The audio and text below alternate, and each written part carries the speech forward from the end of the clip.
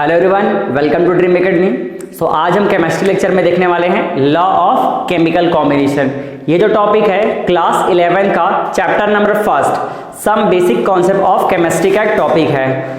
इस टॉपिक का basically sense ये है, जब एटम आपस में कंबाइन होकर के मॉलिक्यूल या कंपाउंड का फॉर्मेशन करते हैं तो वो कुछ लॉ को फॉलो करते हैं, रैंडमली ही वो फॉर्म नहीं करते हैं, और उसी लॉ को हम कहते हैं law of chemical combination. So during the formation of molecule और compound atoms follow some rules or law that are known as law of chemical combination। law of chemical combination के अंदर हम 5 लॉ पढ़ने वाले हैं। फर्स्ट हम पढ़ेंगे law of conservation of mass, second हम पढ़ेंगे लॉ ऑफ डेफिनिट प्रोपोर्शन जिसको हम कहते हैं law of constant composition, third हम पढ़ेंगे law of multiple proportion, fourth हम पढ़ेंगे गेल-लुसाक लॉ जो वॉल्यूम से रिलेटेड है, गैसों के वॉल्यूम से रिलेटेड है, एंड लास्ट हम पढ़ेंगे एवोगैड्रो लॉ। ठीक है, सो स्टार्ट करते हैं लॉ ऑफ कंजर्वेशन ऑफ मास से। लॉ ऑफ केमिकल कॉम्बिनेशन का फर्स्ट लॉ है लॉ ऑफ कंजर्वेशन ऑफ मास। इसके टाइटल से ये क्लियर हो रहा है कि ये किस डायरेक्शन में ये लॉ बोलने वाला है। क्लियर है? कंजर्वेशन ऑफ मास मतलब मास इस यूनिवर्स में हमेशा कंजर्व रहता है, रिजर्व रहता है। ना तो हम मास को क्रिएट कर सकते हैं और ना ही डिस्ट्रॉय कर सकते हैं। क्लियर है? इस लॉ को एक फ्रेंच केमिस्ट जिसका नाम है एंटोने लेवोजियर, इन्होंने इस लॉ को प्रपोज किया है। ठीक है, Antoine Lavoisier, French chemist Antoine Lavoisier. So what states this law? According to law of conservation of mass, matter can neither be created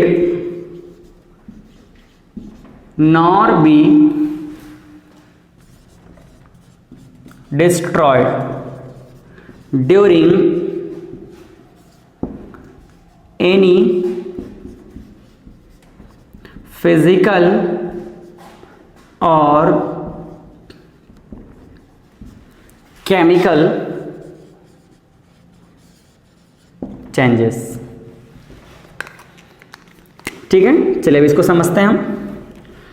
law of conservation of मास बोलता है कि matter can neither be created nor be destroyed during any physical और chemical changes.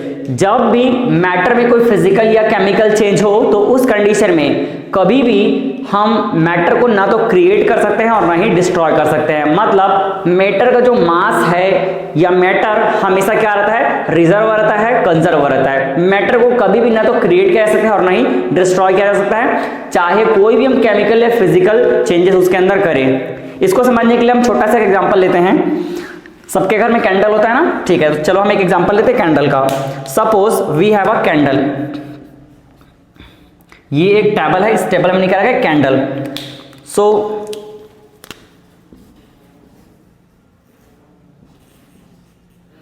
ये हमारे पास एक candle है, और जब हम इस कैंडल को बर्न करते हैं तो क्या देखते हैं हम? ये हमने क्या किया, इस कैंडल को बर्न किया। जब हम इस कैंडल को बर्न करते हैं तो ये बर्न होने के बाद, जलने के बाद क्या होता है? वेपर निकलता है इस तरह से। ये है वेपर जो कि इन्वायरमेंट में रिलीज होता है, और इस जो भी हम व्हाइट कलर का सपोज हमारा कैंडल है तो यहां पर व्हाइट कलर का इसका क्या बन जाएगा? वेस्ट मटेरियल बचता है। वेपर जलने के बाद वेपर रिलीज होता है और क्या बन जाता है यहां पर? Waste material. ठीक है, ये जो प्रोसीजर है। अब हम जो चीज समझना चाहते हैं उसे फोकस करते हैं law of conservation of mass. Suppose हमने जो यहां पे कैंडल यूज किया है इसका मास है 20 ग्राम। ठीक है, तो अकॉर्डिंग टू दिस लॉ अगर ये जलने के पहले 20 ग्राम का था तो ये जलने के बाद भी कितना होना चाहिए, 20 ग्राम का। लेकिन हम देखते हैं कि ये जो वेस्ट मटेरियल बचा हुआ है ये इससे क्या होता है, थोड़ा सा कम हो जाता है, इसका जो वेट है कम हो जाता है। तो बाकी वेट कहाँ गया, बाकी वेट जो वेपर बन गया उसके साथ चला गया। तो जब आप वेपर और वेस्ट मटेरियल दोनों को आप ऐड करते हैं, टोटल प्रोडक्ट को ऐड करते हैं, तो दोनों का जो वेट होगा कितना होगा, 20 ग्राम।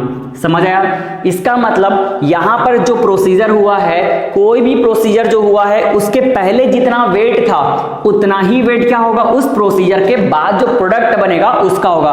तो हमने रिएक्टेंट यूज किया कैंडल और प्रोडक्ट क्या बना, प्रोडक्ट चाहे वो हमारे लिए वांटेड रहे या अनवांटेड रहे उससे कोई मतलब नहीं है, जो कन्वर्जन हो उसे फोकस करना है। तो क्या क्या बना, वेस्ट मटेरियल और वेपर, और इन दोनों को अगर हम ऐड करेंगे तो कितना होगा, ये 20 ग्राम ही होगा।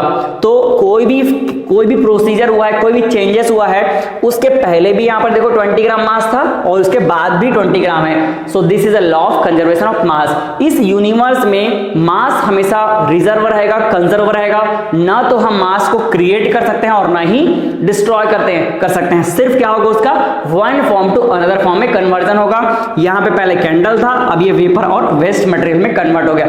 So this is law of conservation of मास, और इसी के अकॉर्डिंग क्या होता है, कोई भी प्रोडक्ट कंपाउंड या मॉलिक्यूल में कन्वर्ट होता है। क्लियर है? तो चलिए, आई थिंक आपको ये समझ आया होगा। अब हम चलते हैं नेक्स्ट लॉ की ओर, जिसका नाम है लॉ ऑफ डेफिनेट प्रोपोर्शन। ठीक है, so law of conservation of मास के बाद सेकेंड लॉ हम देखने वाले हैं, law of definite proportion. This law is given by Joseph Proust.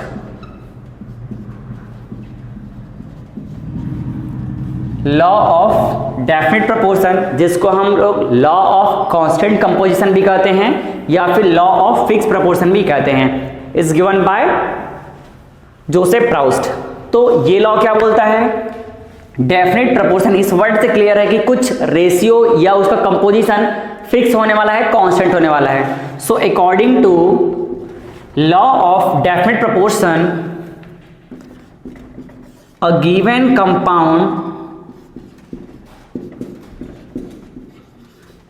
compound always contains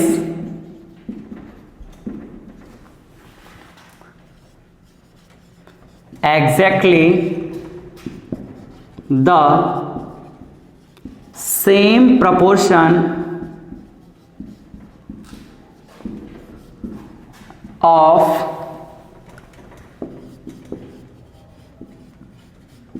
elements by weight. ठीक है, चलिए समझते हैं इस लॉ को। According to the definite proportion और constant composition, a given compound always contains exactly the same proportion of elements by weight. मतलब कोई भी कंपाउंड जो फॉर्म हुआ रहता है उसमें प्रेजेंट सारे एलिमेंट वेट के अकॉर्डिंग ऑलवेज एक फिक्स प्रोपोर्शन में प्रेजेंट होंगे, सेम रेशियो में प्रेजेंट होंगे। क्लियर है? कोई भी कंपाउंड जो रहता है वो जिस भी एलिमेंट से मिलकर बना है उसमें उसके एलिमेंट ऑलवेज एक पर्टिकुलर फिक्स रेशियो में रहते हैं, फिक्स प्रोपोर्शन में रहते हैं, ये बोलना चाह रहे हैं। क्लियर है? So what is the meaning of law of definite proportion? According to this law, any compound which contain a particular element always present in fixed proportion by weight। Weight के अकॉर्डिंग उसका ratio हमेशा fix रहेगा। चलिए example समझते हैं किसको। Suppose हम एक मॉलिक्यूल एग्जांपल लेते हैं, वाटर।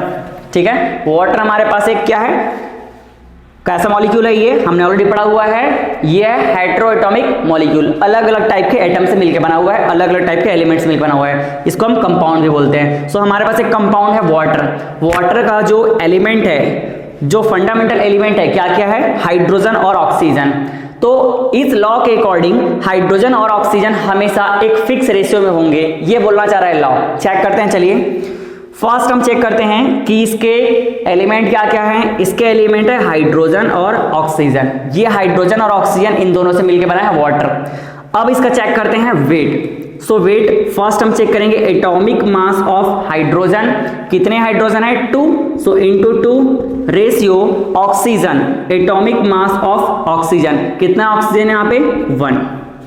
क्लियर है? सो देखिए यहाँ पे क्या हो जाएगा, atomic mass of hydrogen into 2, atomic mass of hydrogen कितना होता है 1.008, बट राउंड फिगर में हम क्या लिख चलेंगे 1, सो 1 into 2 ratio atomic mass of oxygen 16 into 1, so it become what 2 into 1 2 ratio 16। इसको हम और सिंपल कर सकते हैं, सिंपलेस्ट फॉर्म मिला सकते हैं, 2 से डिवाइड कर देते हैं तो क्या हो जाएगा ये 1:8। सो वाटर में जो एलिमेंट प्रेजेंट है हाइड्रोजन और ऑक्सीजन, हाइड्रोजन और ऑक्सीजन इन दोनों का रेशियो कितना है 1:8। अभी ये कहना क्या चाह रहा है, मतलब आप इस यूनिवर्स में किसी भी सोर्स से वाटर ले आइए, चाहे आप पॉन्ड का वाटर लाइए, रिवर का वाटर लाइए, सी का वाटर लाइए, या फिर किसी भी सोर्स से वाटर लेके आइए, उस वाटर में उस वाटर का जो एलिमेंट होता है हाइड्रोजन और ऑक्सीजन जिनसे मिलके वाटर बनता है, ये दोनों हमेशा 1:8 में ही प्रेजेंट रहेंगे अकॉर्डिंग टू देयर वेट। अब कभी भी ऐसा नहीं हो सकता कि हाइड्रोजन आपको यहाँ पे 2 देखने को मिल रहा है, ऑक्सीजन का 5 मिल रहा है, ये कभी नहीं हो सकता। हमेशा हाइड्रोजन और ऑक्सीजन का जो वेट का रेशियो है क्या रहेगा 1:8। मतलब अगर 1 ग्राम हाइड्रोजन है तो 8 ग्राम क्या रहेगा ऑक्सीजन, ये बोलना चाह रहा है। हाइड्रोजन और ऑक्सीजन जो उसके फंडामेंटल एलिमेंट है उस कंपाउंड के ऑलवेज क्या रहेंगे, फिक्स रेशियो में रहेंगे, 1:8 में ही आप मिक्स करेंगे तभी क्या बनेगा, वाटर बनेगा। This is the law of definite proportion. Clear है? चलिए एक और एग्जांपल ले लेते हैं इसको समझने के लिए। सपोज हम बात करते हैं सेकंड एग्जांपल, CO2 ले लेते हैं, ठीक है। CO2 कार्बन डाइऑक्साइड, इसके जो फंडामेंटल एलिमेंट है कौन कौन से हैं, एक तो है कार्बन और दूसरा है ऑक्सीजन। कार्बन और ऑक्सीजन इन दोनों से मिलकर बना है। अब इसका एटॉमिक वेट चेक करते हैं। एटॉमिक मास ऑफ कार्बन, कितने कार्बन है 1, सो into 1 ratio oxygen, atomic mass of oxygen कितना है 2। वैल्यू पुट करते हैं, atomic mass of carbon 12 into 1, atomic mass of oxygen कितना हो जाएगा 16 इंटू 2, कितना हो जाएगा 12 इंटू 1 12, 16 टू 32। इसको और सिंपल कर सकते हैं, हाँ 4 से डिवाइड करते हैं दोनों को तो क्या हो जाएगा 3:8। सो कार्बन डाइऑक्साइड CO2 का जो फंडामेंटल एलिमेंट है कार्बन और ऑक्सीजन इन दोनों का जो रेशियो है ऑलवेज क्या रहेगा 3:1। मतलब वेट के अकॉर्डिंग 3 पार्ट कार्बन रहेगा और 8 पार्ट ऑक्सीजन रहेगा। क्लियर है? ये ऑलवेज फिक्स रेशियो है। अगर इसी रेशियो में हम मिक्स करते हैं कार्बन और ऑक्सीजन को तभी CO2 बनेगा, अदरवाइज दूसरा कंपाउंड या मॉलिक्यूल बन जाएगा। क्लियर है? This is a law of definite proportion. I think आपको क्लियर होगा what is the law of definite proportion. So a given compound always contains exactly the same proportion of elements by weight. This is the law of definite proportion. Note कर लीजिए आप। फिर हम third law पढ़ते हैं, law of multiple proportion. So third law हम पढ़ने वाले हैं, law of multiple proportion. This law is given by Dalton. So according to this law of multiple proportion, according to this law, when two elements combine to form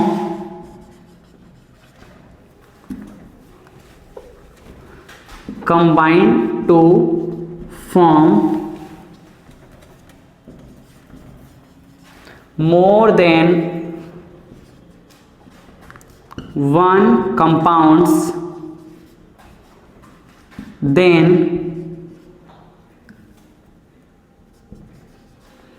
the masses of one of the element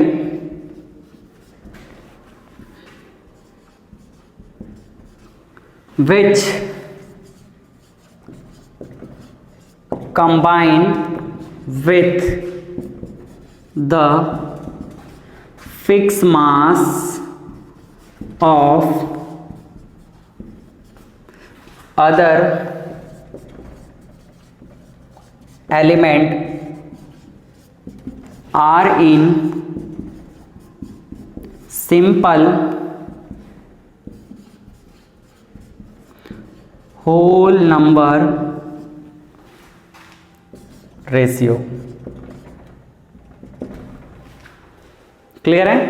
चलिए अब ये law actual में practically बोलना क्या चाह रहा है इसको समझते हैं। थ्योरेटिकली तो हमने समझ लिया, when two elements combine to form more than one compound, then masses of one of the element which combine with the fixed mass of other element are in simple whole ratio। जब भी दो element आपस में combine होकर के एक से ज्यादा कंपाउंड का फॉर्मेशन करते हैं तो उन दोनों एलिमेंट में से एक एलिमेंट जिसका मास डिफरेंट होता है, अलग अलग होता है, वो फिक्स मास वाले एलिमेंट से कंबाइन होता है तो उसका मास का रेशियो ऑलवेज क्या होता है? Always simple whole number ratio के फॉर्म में होता है। किसका? जिसका मास डिफरेंट होता है। अब इसको हम एग्जांपल से समझते हैं और एक्चुअल में ये होता कैसे है। ठीक है, तो चलिए इसको समझते हैं अपन। सपोज हमारे पास हमने दो एलिमेंट सेलेक्ट कर लिया। फर्स्ट एलिमेंट हम लेते हैं नाइट्रोजन जिसका एटॉमिक मास होता है 14। ठीक है, सेकंड एलिमेंट हम लेते हैं ऑक्सीजन जिसका एटॉमिक मास होता है 16। क्लियर है? अब इससे हम डिफरेंट कंपाउंड फॉर्म करते हैं। दो एलिमेंट हमने अकॉर्डिंग टू स्टेटमेंट सेलेक्ट कर लिया। When two elements combine to form more than one compound, ये दो एलिमेंट कंबाइन होंगे और इससे हम एक से ज्यादा प्रोडक्ट बनाएंगे। तो चलिए प्रोडक्ट बनाते हैं। फर्स्ट प्रोडक्ट, ये मैंने लिख दिया प्रोडक्ट। फर्स्ट प्रोडक्ट हम बनाएंगे इससे NO2। ठीक है, सेकंड प्रोडक्ट हम बनाएंगे NO। अब ये मैं रैंडमली नहीं लिख रहा हूं क्योंकि मेरे को पता है कि सारे प्रोडक्ट बनते हैं, इसलिए मैं इसको लिख रहा हूं। ठीक है, थर्ड हम प्रोडक्ट बनाएंगे N2O3। फोर्थ हम प्रोडक्ट बनाएंगे N2O4 और फिफ्थ हम प्रोडक्ट बना लेते हैं N2O5। आप और भी ले सकते हैं बट ये 5 एग्जांपल से काफी अच्छे फॉर्म में ये जो स्टेटमेंट है क्लियर हो जाएगा। ठीक है, तो हमने 2 एलिमेंट सेलेक्ट किया, नाइट्रोजन और ऑक्सीजन। नाइट्रोजन का एटॉमिक मास होता है 14, ऑक्सीजन का एटॉमिक मास होता है 16। क्लियर है? और इनसे मिलकर ये हमने 5 कंपाउंड बना लिए। मोर देन 1 कंपाउंड तो हमने एक से ज्यादा कंपाउंड बना लिए, एक से ज्यादा कितने बना सकते हैं तो हमने 5 कंपाउंड बना लिए। ठीक है, अब देखो ये जो जितने भी यहां पर दिख रहे हैं कंपाउंड, ये किससे मिलकर बने हुए हैं? नाइट्रोजन और ऑक्सीजन से। तो नाइट्रोजन और ऑक्सीजन का यहां पर हम चेक करते हैं रेशियो कितना है। ठीक है, so fundamental element which is nitrogen and oxygen are present in which proportion? First we have to calculate. तो देखिए यहां पे अगर हम बात करें N2O में 2 नाइट्रोजन है और 1 ऑक्सीजन है, तो एक नाइट्रोजन का एटॉमिक मास 14, तो 2 नाइट्रोजन का कितना हो जाएगा? 2 का हो जाएगा 28। सो 28।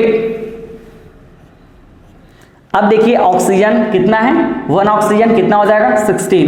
मतलब N2O जो प्रोडक्ट बना है उसमें नाइट्रोजन और ऑक्सीजन का वेट के अकॉर्डिंग रेशियो कितना होगा? 28:16। इसको हम सिंप्लीफाई कर सकते हैं लेकिन हम कुछ अलग चीज करने जा रहे हैं तो इसको यही रख देते हैं। ठीक है, नेक्स्ट NO की बात करें तो यहां पर नाइट्रोजन ऑक्सीजन का रेशियो कैसे होगा? एक नाइट्रोजन तो कितना हो जाएगा? 1 नाइट्रोजन का 14 और ऑक्सीजन कितना है? 1, तो कितना हो जाएगा ये? 16। क्लियर है? अब बात करेंगे थर्ड प्रोडक्ट N2O3। 2 नाइट्रोजन कितना हो जाएगा? 14 × 2 28। ऑक्सीजन कितना है? 3, तो 16 × 3 कितना हो जाएगा? 48।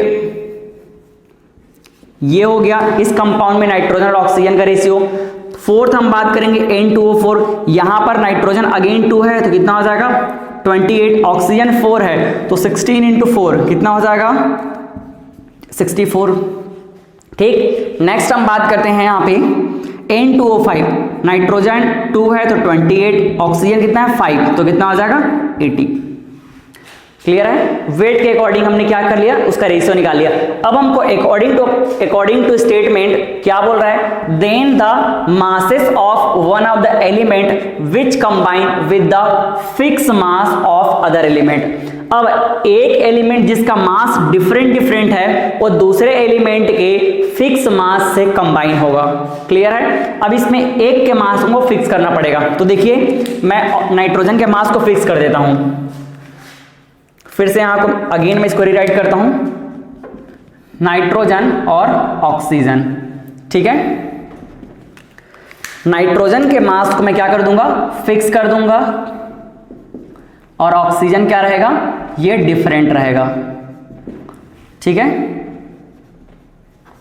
तो देखिए नाइट्रोजन के मास को फिक्स करने के दो तरीके, पहला या तो सबको हम क्या कर सकते हैं, सबको 28 बना सकते हैं या सबको 14 बना सकते हैं। तो 14 बनाना ज्यादा इजी है, सबको हम 2 से डिवाइड कर देंगे। तो 2 से डिवाइड करने के बाद देखिए क्या बचेगा, फर्स्ट 28 रेशियो 16, पूरे को हम 2 से डिवाइड कर देंगे तो क्या हो जाएगा, ये हो जाएगा 14, और ये क्या हो जाएगा, ये हो जाएगा 16 को भी हाफ कर देते हैं तो ये हो जाएगा 8। 2 से डिवाइड करने पे 14 रेशियो 8 हो गया। सेकंड, अब इसकी हम बात करते हैं, ये पहले से 14 है तो इसमें कुछ भी करने की जरूरत नहीं है।